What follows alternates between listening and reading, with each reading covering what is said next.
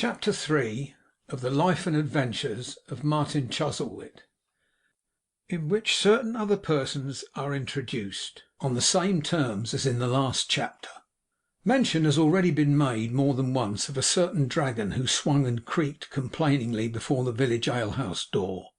A faded and ancient dragon he was, and many a wintry storm of rain, snow, sleet, and hail had changed his colour from a gaudy blue to a faint lacklustre shade of grey. But there he hung, rearing in a state of monstrous imbecility, on his hind legs, waxing with every month that passed so much more dim and shapeless that as you gazed at him on one side of the signboard, it seems as if he may be gradually melting through it and coming out upon the other.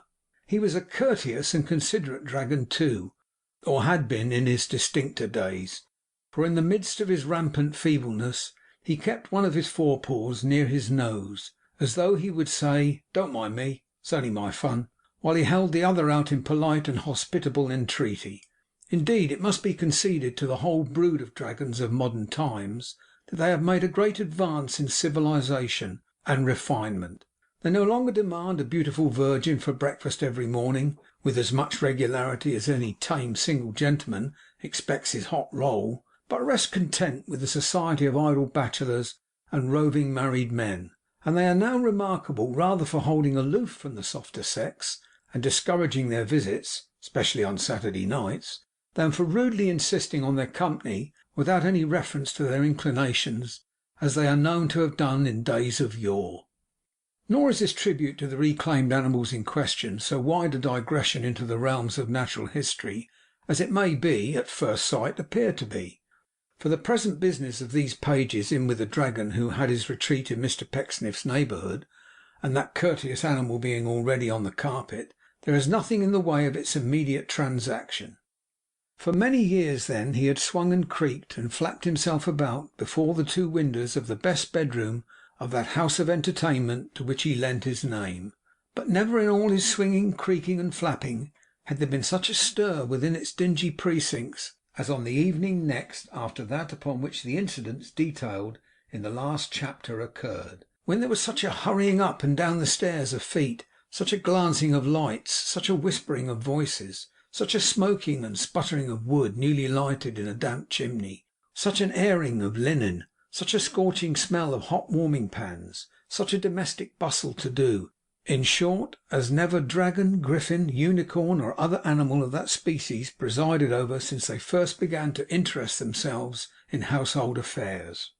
An old gentleman and a young lady, travelling unattended in a rusty old chariot with post horses, coming nobody knew whence and going nobody knew whither, had turned out of the high road and driven unexpectedly to the Blue Dragon.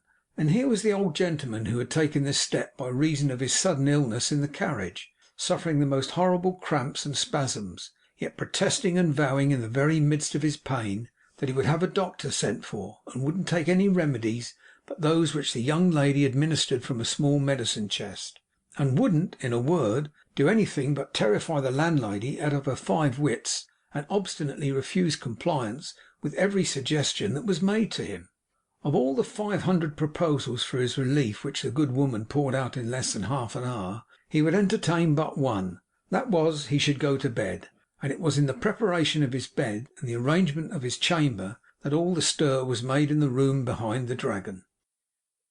He was, beyond all question, very ill, and suffered exceedingly, not the less perhaps because he was a strong vigorous old man, with a will of iron and a voice of brass. But neither the apprehensions which he plainly entertained at times for his life, nor the great pain he underwent, influenced his resolution in the least degree. He would have no person sent for. The worse he grew, the more rigid and inflexible he became in his determination. If they sent for any person to attend him, man, woman, or child, he would leave the house directly, so he told them, though he quitted it on foot and died upon the threshold of the door. Now, there being no medical practitioner actually resident in the village, but a poor apothecary who was also a grocer and general dealer, the landlady had, upon her own responsibility, sent for him in the very first burst and outset of the disaster. Of course, it followed as a necessary result of his being wanted that he was not at home. He had gone some miles away and was not expected home until late at night. So the landlady, being by this time pretty well beside herself, dispatched the same messenger in all haste for Mr Pecksniff, as a learned man who could bear a deal of responsibility, and a moral man who could administer a world of comfort to a troubled mind. That her guest had need of some efficient services under the latter head was obvious enough from the restless expressions, importing, however, rather a worldly than a spiritual anxiety, to which he gave frequent utterance. From this last mentioned secret errand, the messenger returned with no better news than from the first. Mr Pecksniff was not at home. However, they got the patient into bed without him, and in the course of 2 hours he gradually became so far better that there were much longer intervals than at first between his terms of suffering. By degrees he ceased to suffer at all, though his exhaustion was occasionally so great that it suggested hardly less alarm than his actual endurance had done. It was in one of his intervals of repose, when looking round with great caution, and reaching uneasily out of his nest of pillows, he endeavoured, with a strange air of secrecy and distrust, to make use of the writing materials which he had ordered to be placed on a table beside him, that the young lady and the mistress of the Blue Dragon found themselves sitting side by side before the fire in the sick chamber. The mistress of the Blue Dragon was in outward appearance just what a landlady should be: broad, buxom, comfortable, and good looking, with a face of clear red and white, which by its jovial aspect at once bore testimony to her hearty participation in the good things of the larder and cellar, and to their thriving and healthful influences. She was a widow, but years ago had passed through her state of weeds and burst into flower again, and in full bloom she had continued ever since, and in full bloom she was now, with roses on her ample skirts, and roses on her bodice, roses in her cap, roses in her cheeks, aye, and roses worth the gathering too, on her lips for that matter. She had still a bright black eye and jet black hair, was comely, dimpled, plump, tight as a gooseberry, and though she was not exactly what the world calls young, you may make an affidavit on trust before any mayor or magistrate in Christendom that there are a great many young ladies in the world, blessings on them one and all, whom you wouldn't like half as well or admire half as much as the beaming hostess of the Blue Dragon. As this fair matron sat beside the fire, she glanced occasionally with all the pride of ownership about the room, which was a large apartment such as one may see in country places, with a low roof and a sunken flooring, all downhill from the door, and a descent of 2 steps on the inside so exquisitely unexpected that strangers, despite the most elaborate cautioning, usually dived head first as into a plunging bath. It was none of your frivolous and preposterously bright bedrooms, where nobody can close an eye with any kind of propriety or decent regard to the association of ideas, but it was a good dull leaden drowsy place, where every article of furniture reminded you that you came there to sleep, and that you were expected to go to sleep. There was no wakeful reflection of the fire there, as in your modern chambers, which upon the darkest nights have a watchful consciousness of French polish. The old Spanish mahogany winked at it now and then, as a dozing cat or a dog might, nothing more. The very size and shape and hopeless immovability of the bedstead and wardrobe, and in a minor degree of even the chairs and tables, provoked sleep. They were plainly apoplectic and disposed to snore. There were no staring portraits to remonstrate with you for being lazy, no round-eyed birds upon the curtains, disgustingly wide awake and insufferably prying. The thick neutral hangings and the dark blinds and the heavy heap of bedclothes were all designed to hold in sleep and act as non-conductors of the day and getting up. Even the old stuffed fox upon the top of the wardrobe was devoid of any spark of vigilance, for his glass eye had fallen out, and he slumbered as he stood. The wandering attention of the mistress of the Blue Dragon roved to these things but twice or thrice, and then but for an instant at a time it soon deserted them, and even the distant bed with its strange burden for the young creature immediately before her, who with her downcast eyes intently fixed upon the fire, sat wrapped in silent meditation. She was very young, apparently no more than 17, timid and shrinking in her manner, and yet with a greater share of self-possession and control over her emotions than usually belongs to a far more advanced period of female life. This she had abundantly shown but now in her attending of the sick gentleman. She was short in stature, and her figure was slight, as became her years, but all the charms of youth and maidenhood set it off, and clustered on her gentle brow. Her face was very pale, in part no doubt from recent agitation.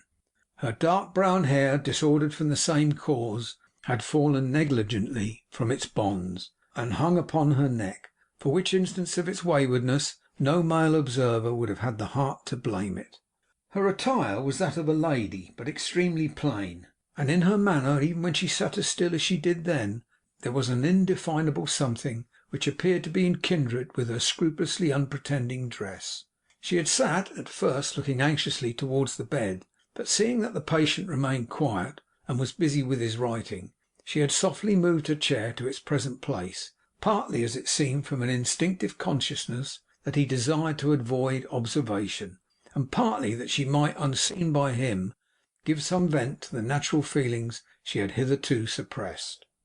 Of all this and much more, the rosy landlady of the Blue Dragon took as accurate a note and observation as only women can take of women, and at length she said, in a voice too low, she knew, to reach the bed: 'Have you seen the gentleman in this way before, miss? Is he used to these attacks?' 'I have seen him very ill before, but not so ill as he has been to night.' 'What providence,' said the landlady of the Dragon, 'that you have had the prescriptions and the medicines with you, miss. They are intended for such an emergency. We never travel without them.' 'Oh!' thought the hostess, 'then we are in the habit of travelling and travelling together.' She was so conscious of expressing this in her face, that meeting the young lady's eyes immediately afterwards, and being a very honest hostess, she was rather confused. 'The gentleman, your grandpa,' she resumed, after a short pause, 'being so bent on having no assistance, must terrify you very much, miss.' 'I have been very much alarmed to night. He is not my grandfather.' 'Father, I should have said,' returned the hostess, sensible of having made an awkward mistake. 'Nor my father,' said the young lady. 'Nor,' she added, slightly smiling, with a quick perception of what the landlady was going to add, 'nor my uncle. We are not related.' 'Oh dear me!' returned the landlady, still more embarrassed than before. 'How could I have been so very much mistaken, knowing, as anybody in their proper senses might, that when a gentleman is ill he looks so much older than he really is, that I should have called you Miss too, ma'am.' But when she had proceeded thus far, she glanced involuntarily at the third finger of the young lady's left hand, and faltered again, for there was no ring upon it. 'When I told you we were not related,' said the other mildly, but not without confusion on her own part, 'I meant not in any way, not even by marriage. Did you call me Martin?' 'Call you!' cried the old man, looking quickly up, and hurriedly drawing beneath the coverlet the paper on which he had been writing. 'No.'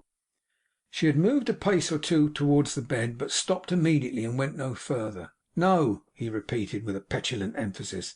'Why do you ask me? If I had called you, what need for such a question?' 'It was the creaking of the sign outside, sir, I dare say,' observed the landlady. A suggestion, by the way, as she felt a moment after she had made it, not at all complimentary to the voice of the old gentleman.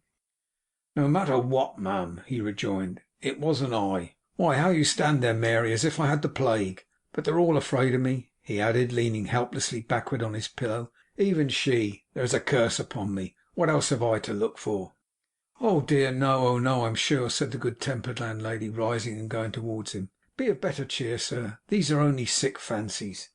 'What are only sick fancies?' he retorted. 'What do you know about fancies? Who told you about fancies? The old story, fancies!' 'Only see again there, how you take one up,' said the mistress of the Blue Dragon, with unimpaired good humour. 'Dear heart alive, there is no harm in the word, sir, if it is an old one.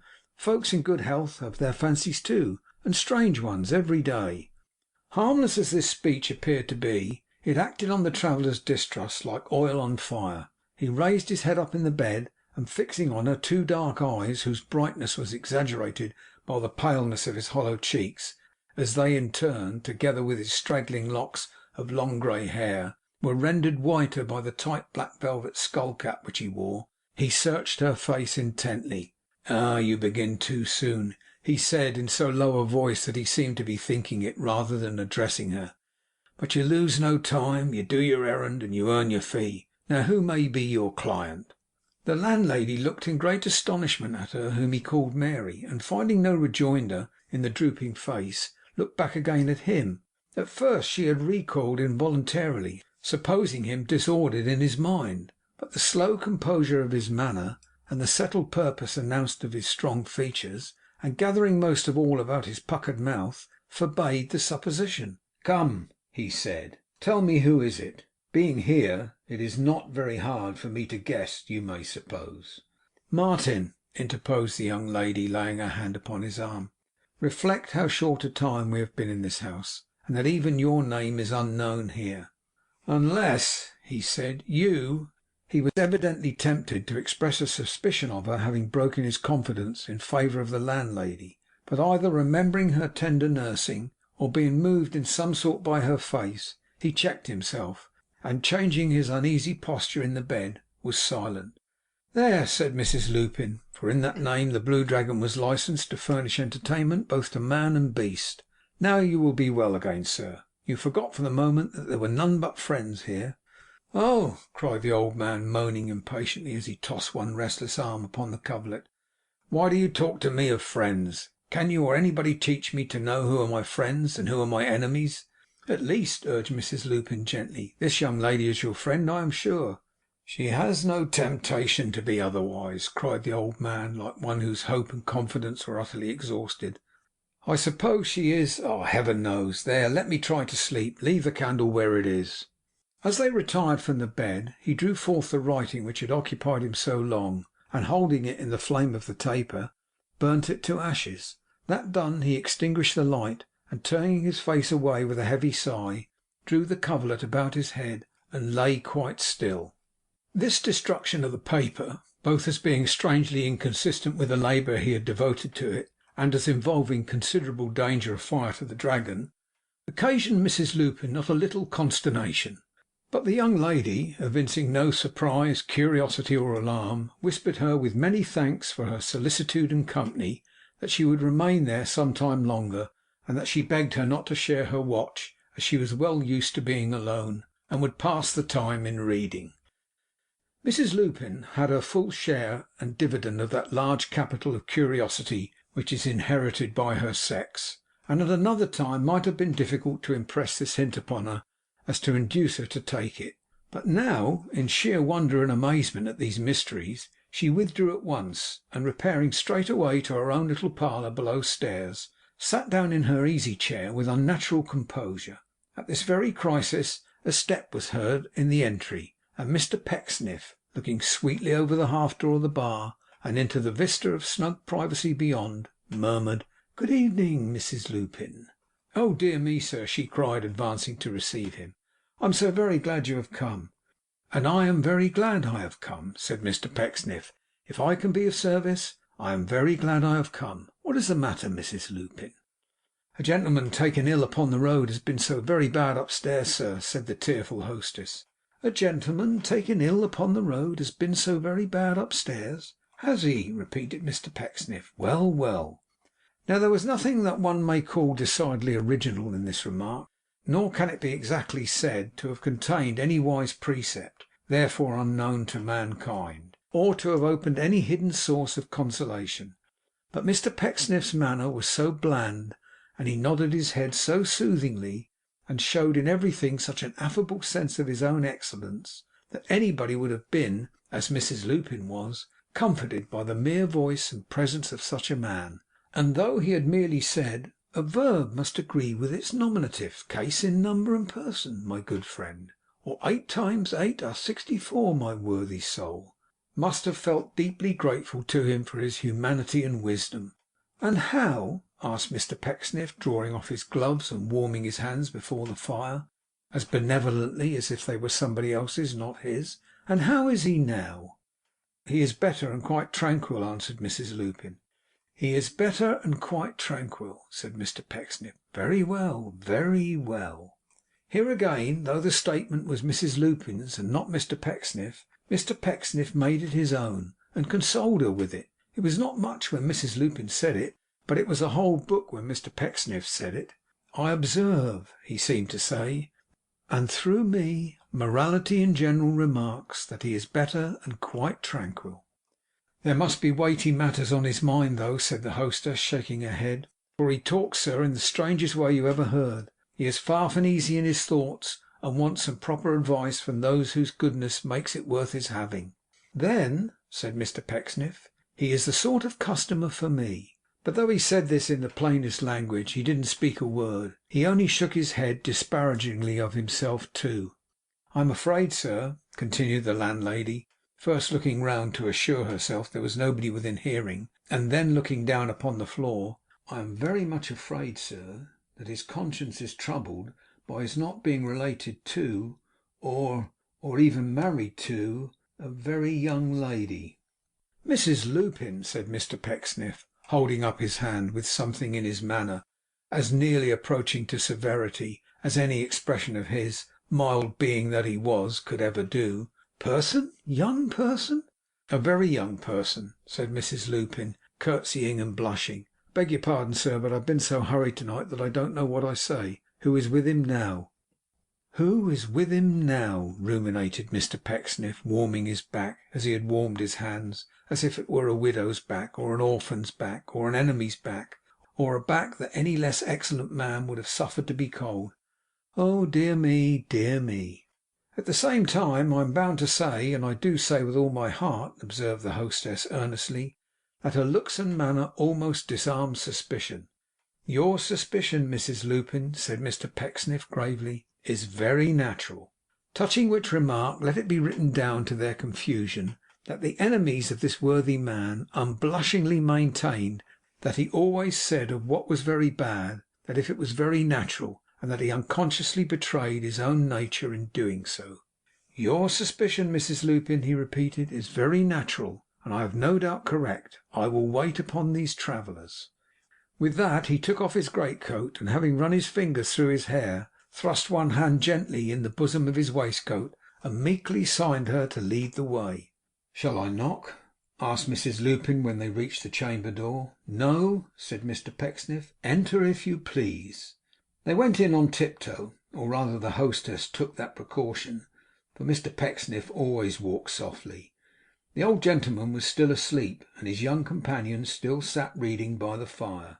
'I am afraid,' said Mr Pecksniff, pausing at the door and giving his head a melancholy roll, 'I am afraid that this looks artful. I am afraid, Mrs Lupin, do you know, that this looks very artful.' As he finished this whisper, he advanced before the hostess, and at the same time the young lady, hearing his footsteps, rose. Mr Pecksniff glanced at the volume she held, and whispered to Mrs Lupin again, if possible with increased despondency. 'Yes, ma'am,' he said, 'it's a good book. I was fearful of that beforehand. I am apprehensive that this is a very deep thing indeed.' 'What gentleman is this?' inquired the object of his virtuous doubts. 'Hush! Don't trouble yourself, ma'am,' said Mr Pecksniff, as the landlady was about to answer. This young, in spite of himself, he hesitated, when person rose to his lips, and substituted another word. 'This young stranger, Mrs Lupin, will excuse me for replying briefly that I reside in this village. It may be in an influential manner, however undeserved, and that I have been summoned here by you. I am here, as I am everywhere, I hope, in sympathy for the sick and sorry.' With these impressive words, Mr Pecksniff passed over to the bedside, where, after patting the counterpane once or twice in a very solemn manner, as if by that means he gained a clear insight into the patient's disorder, he took his seat in a large armchair, and in an attitude of some thoughtfulness and much comfort, waited for his waking. Whatever objection the young lady urged to Mrs Lupin went no further, for nothing more was said to Mr Pecksniff, and Mr Pecksniff said nothing more to anybody else. Full half an hour elapsed before the old man stirred, but at length he turned himself in bed, and though not yet awake, gave tokens that his sleep was drawing to an end. By little and little he removed the bedclothes from about his head, and turned still more towards the side where Mr Pecksniff sat. In course of time his eyes opened, and he lay for a few moments, as people newly roused sometimes will, gazing indolently at his visitor, without any distinct consciousness of his presence. There was nothing remarkable in these proceedings, except the influence they worked upon Mr Pecksniff, which could hardly have been surpassed by the most marvellous of natural phenomena. Gradually his hands became tightly clasped upon the elbows of the chair. His eyes dilated with surprise. His mouth opened. His hair stood more erect upon his forehead than its custom was, until at length, when the old man rose in bed and stared at him with scarcely less emotion than he showed himself, Pecksniff's doubts were all resolved, and he exclaimed aloud, 'You are Martin Chuzzlewit!' His consternation of surprise was so genuine that the old man, with all the disposition that he clearly entertained to believe it assumed, was convinced of its reality. "I am Martin Chuzzlewit," he said bitterly, "and Martin Chuzzlewit wishes you had been hanged before he had come here to disturb him in his sleep. Why, I dreamed of this fellow," he said, lying down again and turning away his face, "before I knew that he was near me." "My good cousin," said Mr Pecksniff. "There, his very first words!" cried the old man, shaking his grey head and to and fro upon the pillow, and throwing up his hands. "In his very first words he asserts his relationship. I knew he would. They all do it, near or distant, blood or water, it's all one. Yah! What a calendar of deceit and lying, false witnessing! The sound of any word of kindred opens before me." "Pray do not be hasty, Mr Chuzzlewit," said Pecksniff, in a tone that was at once the sublimest degree of compassionate and dispassionate, for he had by this time recovered from his surprise, and was in full possession of his virtuous self.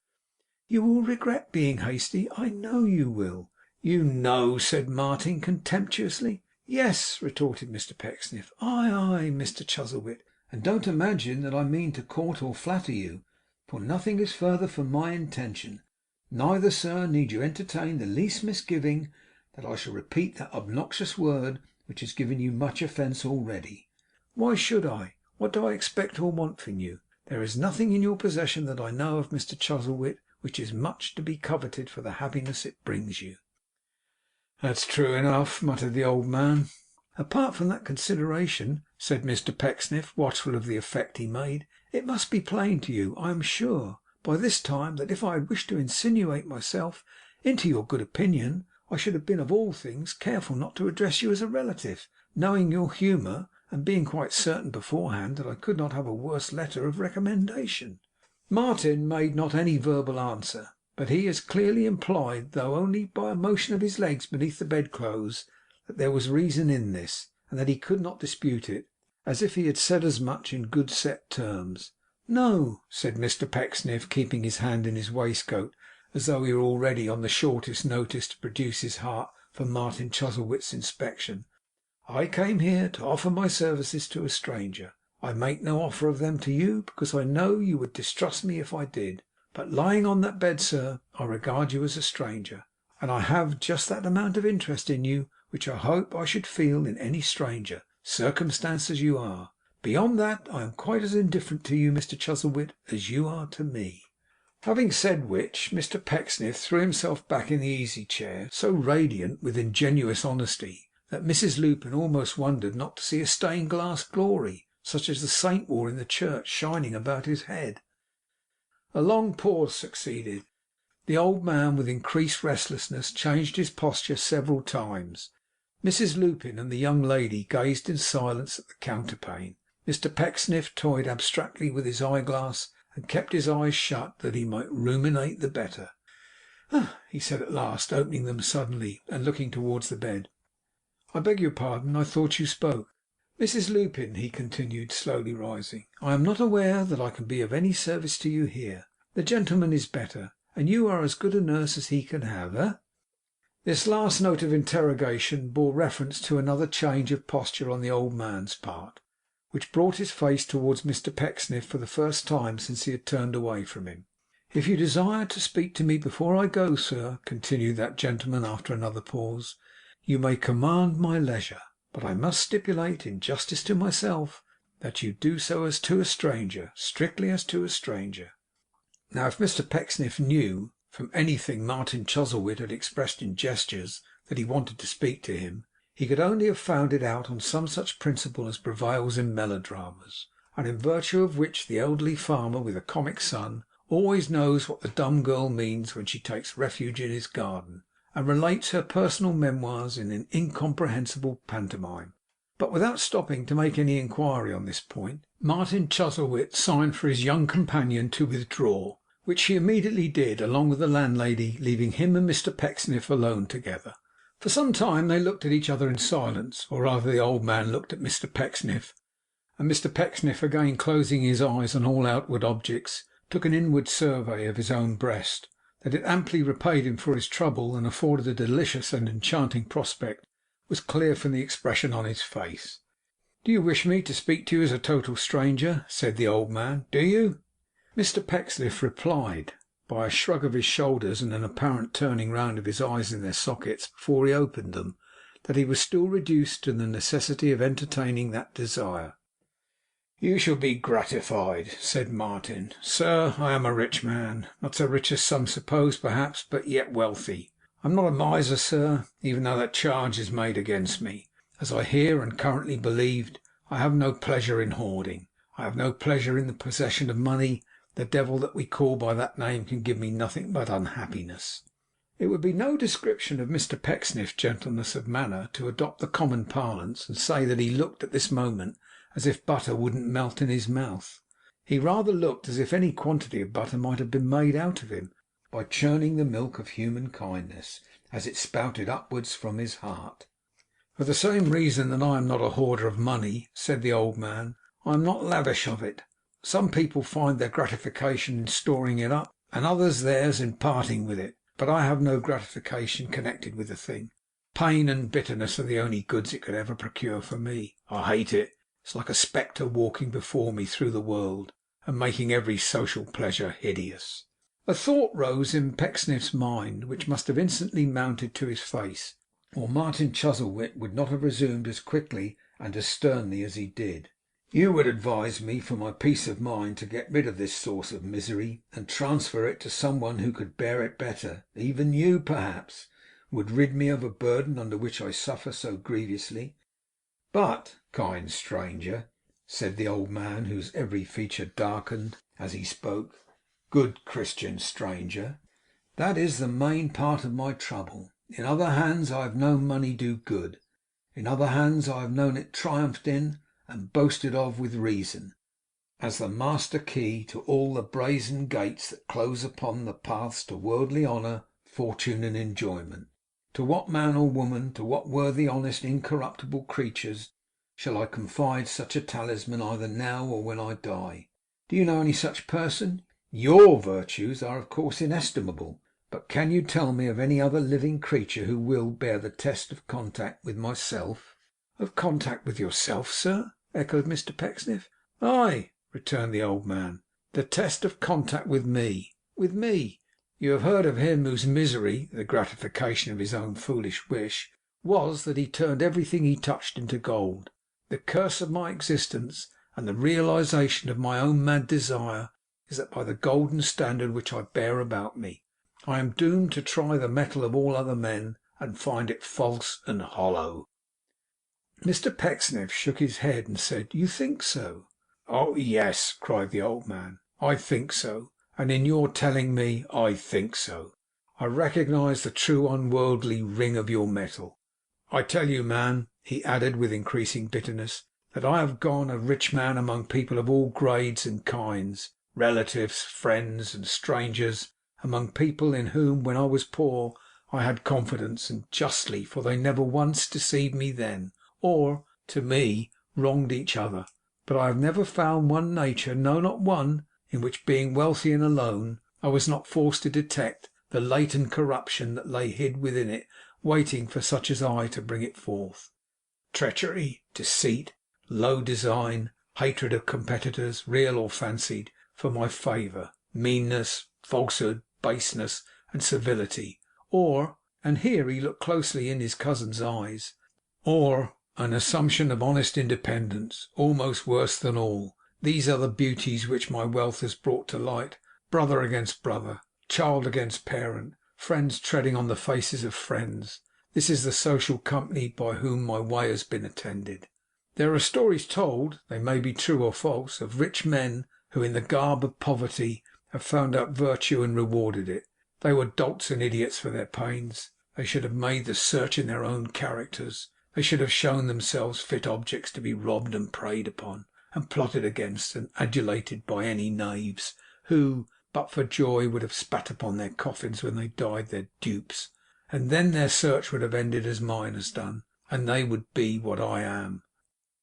Mr Pecksniff, not at all knowing what might be best to say in the momentary pause which ensued upon these remarks, made an elaborate demonstration of intending to deliver something very oracular indeed, trusting to the certainty of the old man interrupting him before he should utter a word.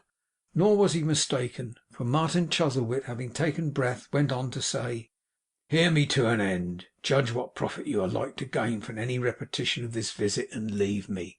I have so corrupted and changed the nature of all those who have ever attended upon me, by breeding avaricious plots and hope within them. I have engendered such domestic strife and discord, by tarrying even with members of my own family. I have been such a lighted torch in peaceful homes, kindling up all the inflammable gases and vapours in their moral atmosphere, which, but for me, might have proved harmless to the end, that I have, I might say, fled from all who knew me, and taking refuge in secret places, have lived of late the life of one who is hunted. The young girl whom you saw just now, what? Your eye lightens when I talk of her. You hate her already, do you?" "Upon my word, sir," said Mr Pecksniff, laying his hand upon his breast and dropping his eyelids. "I forgot," cried the old man, looking at him with a keenness which the other seemed to feel, although he did not raise his eyes so as to see it. "I ask your pardon. I forgot you were a stranger. For the moment you reminded me of one Pecksniff, a cousin of mine. As I was saying, the young girl whom you saw just now is an orphan child, whom, with one steady purpose, I have bred and educated, or, if you prefer the word, adopted. For a year or more she has been my constant companion, and she is my only one. I have taken, as she knows, a solemn oath never to leave her a sixpence when I die. But while I live, I make her an annual allowance, not extravagant in its amount and yet not stinted. There is a compact between us that no term of affectionate cajolery shall ever be addressed by either to the other, but that she shall call me always by my Christian name, and I by hers. She is bound to me in life by ties of interest, and losing by my death, and having no expectation, disappointed, will mourn it. Perhaps, though, for that I care little. This is the only kind of friend I have or will have. Judge from such premises what a profitable hour you have spent in coming here, and leave me to return no more." With these words the old man fell slowly back upon his pillow. Mr Pecksniff slowly rose, and with a prefatory hem, "Mr Chuzzlewit." "There, go," interposed the other. "Enough of this. I am weary of you." "I am sorry for that, sir," rejoined Mr Pecksniff, "because I have a duty to discharge, from which, depend upon it, I shall not shrink. No, sir, I shall not shrink." It is a lamentable fact that as Mr Pecksniff stood erect beside the bed, in all the dignity of goodness, and addressed him thus, the old man cast an angry glance towards the candlestick, as if he were possessed by a strong inclination to launch it at his cousin's head. But he constrained himself, and pointing with his finger to the door, informed him that his road lay there. "Thank you," said Mr Pecksniff. "I am aware of that. I am going. But before I go, I crave your leave to speak. And more than that, Mr Chuzzlewit, I must and I will, yes indeed, I repeat it, must and will, be heard. I am not surprised, sir, at anything you have told me to night. It is natural, very natural, and the greater part of it was known to me before. I will not say," continued Mr Pecksniff, drawing out his pocket handkerchief, and winking with both eyes at once, as it were against his will, "I will not say that you are mistaken in me. While you are in your present mood, I would not say so for the world. I almost wish, indeed, that I had a different nature, that I might repress even this slight confession of weakness, which I cannot disguise from you, which I feel is humiliating, but which you will have the goodness to excuse. We will say, if you please," added Mr Pecksniff, with great tenderness of manner, "that it arises from a cold in the head, or is attributable to snuff, or smelling salts, or onions, or anything but the real cause." Here he paused for an instant, and concealed his face behind his pocket handkerchief. Then, smiling faintly, and holding the bed furniture with one hand, he resumed: "But, Mr Chuzzlewit, while I am forgetful of myself, I owe it to myself and to my character. Aye, sir, and I HAVE a character which is very dear to me, and will be the best inheritance of my two daughters, to tell you on behalf of another that your conduct is wrong, unnatural, indefensible, monstrous.